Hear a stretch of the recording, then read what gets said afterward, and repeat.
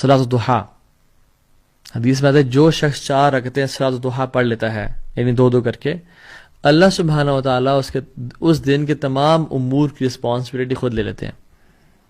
اگر آپ چاہتے ہیں کہ اللہ تعالیٰ تمام آپ کے کاموں کی ذمہ داری لے لے، آپ صلاۃ الضحیٰ پڑھیں، یعنی سورج کے طلوع ہونے کے بعد سے لے کے ظہر، بالکل سر کے اوپر سورج آتا ہے اس سے پہلے جو مغرب وقت ہے نا، اس سے پہلے یہ سارا ٹائم، جسے مختلف یعنی اشراق کو بھی، یعنی ضحیٰ کے مختلف سیگمنٹس کے نام ہے، کچھ ٹائم اشراق اینڈ چاشت اینڈ اوابین، تب اس کو پڑھیں انشاءاللہ۔ اس ٹائم سے لے کے اس ٹائم تک صلاۃ الضحیٰ کو 4 رکھتے ہیں آپ پڑھیں انشاءاللہ۔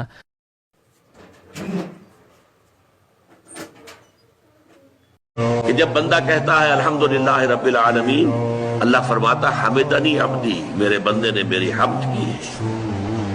بندہ کہتا ہے الرحمن الرحیم، اللہ فرماتا مجدنی عبدی، میرے بندے نے میری تمجید، میری بزرگی کا بیان کیا۔ جب بندہ کہتا مالک یوم الدین، اللہ فرماتا اثنا علی عبدی، میرے بندے نے میری ثنا کی۔ جب بندہ کہتا ہے ایاک نعبد و ایاک نستعین، تو اللہ فرماتا ھذا ما بینی و بین عبدی، یہ میرے اور میرے بندے کے درمیان ہے۔ ولعبدی ما سأل، میرے اور میرے بندے کے درمیان ہے، کس معنی میں؟ یہ معاہدہ ہے میرا اور میرے رب بندے کا کہ میری ہی بندگی کرے گا، مجھے سے مدد مانگے گا، اور جو اس نے مدد مانگی ہے میں نے دی، گرانٹڈ۔ اور پھر جب بندہ کہتا ہے اہدنا الصراط المستقیم صراط الذین انعمت علیہم غیر المغضوب علیہم، نبی کریم صلی اللہ علیہ وسلم کی جو فیورٹ دعائیں ہیں ان میں سے ایک دعا ہے یا مقلب القلوب ثبت قلبی علی دینک، کہ اے دلوں کے پھیرنے والے میرے دل کو اپنے دین پر قائم رکھنا۔ سبحان اللہ، کتنی خوبصورت دعا ہے۔ جو اللہ تعالیٰ کے سب سے محبوب ترین شخص ہیں وہ یہ دعا کر رہے ہیں کہ اے دلوں کے پھیرنے والے میرے دل کو بھی اپنے دین پر قائم رکھنا۔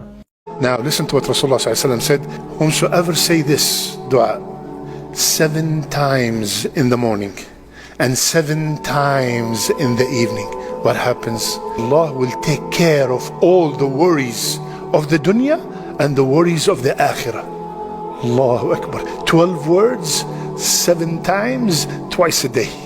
Wallahi, that's why when we say it from the bottom of our heart, it will change everything. Hasbi Allah, la ilaha illahu, alayhi tawakkaltu, wa huwa rabbul arshil azim.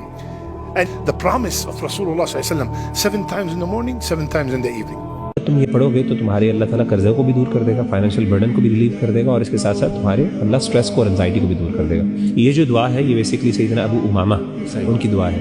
تو ایک دفعہ اللہ کے رسول صلی اللہ علیہ وسلم مسجد میں داخل ہوئے تو یہ وہاں پہ موجود تھے، تو اللہ کے رسول نے پوچھا کہ تم مسجد میں کیا کر رہے ہو، ابھی تو نماز کا ٹائم نہیں ہے۔ تو آپ نے فرمایا 2 چیزیں، انہوں نے کہا اللہ کے رسول میں پریشان ہوں، یعنی ایک سٹریس میں ہوں، ڈپریشن آپ کہہ سکتے ہیں، انزائٹی، اور دوسری چیز کا ذکر کیا کہ میرے پر بہت زیادہ قرضہ ہے، فائنینشیل برڈن۔ تو آپ کو پتہ یہ 2 بڑے مسئلے، ڈپریشن اور فائنینشیل برڈن، ایک بہت بڑا اسٹریس، اننیسیسریلی انسان اسٹریس لے رہا آج کل، اور ڈپریشن ایک اب اللہ معاف کرے one of the leading causes of death پوری دنیا کے اندر ورلڈ وائڈ، یہ ورلڈ ہیلتھ آرگنائزیشن نے بھی اس چیز کو ریکارڈ کیا۔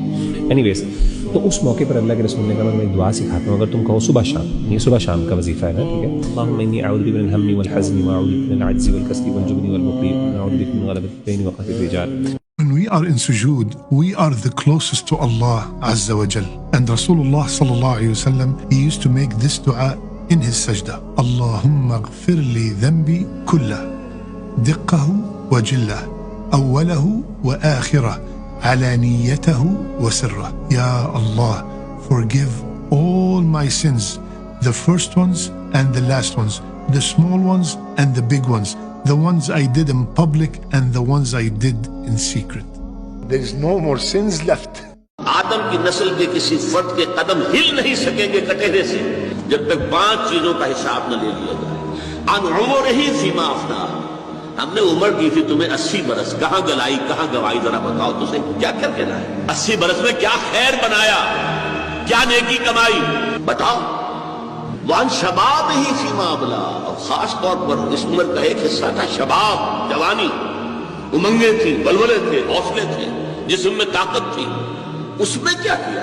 عن مالہ من این اکتسبہ وفیما انفقہ، مال کا پیسے کا حساب وہ کہاں سے کمایا تھا، حلال سے کہ حرام سے، اور کہاں خرچ کیا تھا، جائز میں یا ناجائز میں، گلچھروں میں، بدماشیوں میں، عیاشیوں میں، یا نیکیوں میں، خیر میں، بھلائی میں، اللہ کے دین کی خدمت میں۔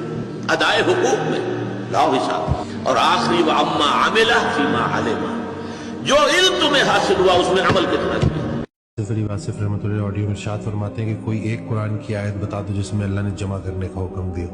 دیکھ, خرچ کرو اور مطلب خوشی خوشی خرچ کرو اور گھبراؤ نہیں, میں اور دوں گا. لیکن بس وہ لوگ برے وقت کے لیے پیسہ جوڑتے ہیں اور پھر برا وقت آ جاتا ہے. واہ واہ سبحان اللہ. حضرت مولا علی کا قول ہے کہ اللہ تعالیٰ نے رزق کو چھپا کے رکھا ہے سخاوت میں, لوگ اسے محنت میں ڈھونڈتے ہیں. اللہ اکبر, واہ واہ سبحان اللہ. کہ لوگوں نے سمجھا ہے کہ یہ مشقت میں ہے, وہ سخاوت میں ہے. کھانا کھلائیں تاکہ آپ کا رزق بڑھے, مہمان بلائیں, ان کو کھانا کھلائیں, اللہ کے نام پہ کھلائیں, اپنا رزق بڑھائیں. مجھے سرکار کا فکرہ یاد آ گیا کہ سخی کبھی امیر نہیں ہو سکتا اور امیر کبھی سخی نہیں ہو سکتا. سبحان اللہ. اب یہ بات سمجھ نہیں, سمجھ آ جائے. کمال بات. معافی مانگنے والا بھی بڑا دلیر ہوتا ہے اور معافی دینے والا بھی بڑا باہمت انسان ہوتا ہے. آج کل اگر آپ معاشرے میں دیکھیں, لوگوں سے جب آپ بیٹھیں بات سنیں تو وہ کہتے ہیں اس کی وجہ سے یہ ہو گیا, پھر اس کی وجہ سے یہ ہو گیا. حالانکہ حقیقت یہ ہے کہ عقیدے کا پختہ انسان جو ہوتا ہے نا, اس کو ہر راستے پہ نیکی ملتی. کسی نے آپ کے ساتھ برائی کی, آپ جواب میں اچھائی کر دو. ایک آڈیو میں ارشاد فرماتے ہیں کہ بدی کی بھی ایک اچھی بات ہے کہ بدی سے دور نہیں ہوتی, نیکی سے دور ہوتی. کسی نے اگر آپ کے ساتھ برا کیا تو آپ کے پاس گولڈن اپرچونٹی ہے اس کے ساتھ اچھائی سے پیش آ کر اس بدی کو دور کرنے کی. کیونکہ آپ دیکھیں نا کہ جب لوگ آپ کی طرف پتھر برسا رہے ہو, آپ کو برا بھلا کہہ رہے ہو, اور اگر آپ نے خاموشی رکھی ہوئی ہے اور صبر کر رہے ہیں اور ریاکٹ نہیں کر رہے, تو آپ ایک بہت سٹرونگ پوزیشن میں آ جاتے ہیں. ولنریبل آپ کب ہوتے ہیں کہ جب آپ ریاکٹ کرتے ہیں اور پھر سارا کا سارا غصہ کر جاتے ہیں اور سارا کا سارا معاملہ خراب ہو جاتا ہے. حضرت واصف علی واصف رحمۃ اللہ نے بڑی پیاری دعا جو ہے وہ بیان فرمائی ہے کہ یا اللہ, جو آپ نے مجھے دینا ہے وہ بن مانگے دے دے, اور جو آپ نے نہیں دینا اس کے مانگنے کی توفیق بھی نہ دے. یعنی کہ اللہ کے فیصلوں میں اتنا راضی رہنا کہ یا اللہ, میں جانتا ہوں کہ میری زندگی کو آپ سے بہتر, آپ خالق ہیں, آپ سے بہتر کوئی نہیں چلا سکتا اور اس کے آپ سے بہتر فیصلے کوئی نہیں لے سکتا. تو مجھے میری دسترس سے بچا اور جو میرے حق میں بہتر ہے اس کو قبول کرنے کی مجھے طاقت دے. یہ بھی بڑی ضروری بات ہے کیونکہ انسان جلد باز ہے, وہ جلد بازی میں سمجھ نہیں پاتا کہ میرے لیے کیا صحیح ہے کیا غلط ہے, تو وہ کہیں ناشکرا ہو جاتا ہے. تو بس یہ جو اللہ کر رہا ہے بالکل صحیح کر رہا ہے, اور یقین کے ساتھ زندگی گزارنی ہے. دعاؤں کو ضد نہیں بنانا, دعا ذریعہ ہے اللہ کے قریب ہونے. آپ صلی اللہ علیہ وسلم فرمایا کہ جو شخص رات کو 10 آیات بھی پڑھ لیتا ہے نا قیام اللیل میں, یعنی سورہ فلق اور سورہ ناس کی 11 آیات ہیں, جو قیام اللیل میں 10 آیات پڑھ لیتا ہے وہ نیگلیجنٹ غافل لوگوں میں سے نکال دیا جائے گا. اور جو 100 پڑھ لیتا ہے وہ اللہ تعالیٰ کے ڈپرز میں لکھ دیا جائے گا کہ وہ یعنی عابدین ہیں, وہ عبادت گزار ہیں. جو 1000 آیات پڑھتا ہے وہ مقنطرین میں سے لکھ دیا جائے گا. مقنطرین مینس کہ جو قنطار گیدر کر رہے ہوتے ہیں, دوز ہو گیدرنگ قنطار. قنطار کیا ہے؟ اور 1000 دینار کے گولڈ کوائنز کو قنطار بولتے ہیں. طبرانی میں ایک حدیث آتی ہے, اللہ کے رسول نے فرمایا کہ 1 قنطار خیر من الدنیا وما فیہا, وہ اس دنیا اور اس میں جو کچھ ہے اسے بہتر ہے. تو جو 1000 آیات کی تلاوت کر لیں, سبحان اللہ. ابن حجر رحمہ اللہ فرماتے ہیں کہ سورہ ملک سے سورہ ناس تک 1000 آیات بن جاتی ہیں, بلکہ سے اوپر ہی چند شاید. تو سبحان اللہ, ہمیں ان اپرچونیٹیز کا استعمال کرنا چاہیے.